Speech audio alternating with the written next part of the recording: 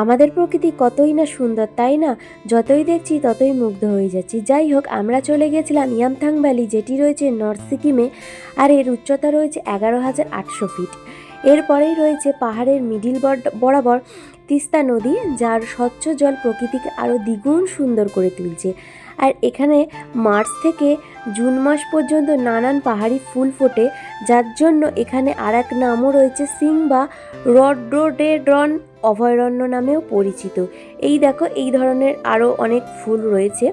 আর এখানে আরও ফুল ফোটে, যেমন প্রিমুলা, আইরিস, আমি যদি খুব ভুল না বলে থাকি। যাই হোক, তারপরে আমরা একটু রিল শ্যুট করছিলাম। তারপরেই দেখো ওর ব্যাদরামিটা দেখতেই পেলে। তাই আর রিল শ্যুট করলাম না, সোজা চলে গেলাম আমাদের হোটেলে।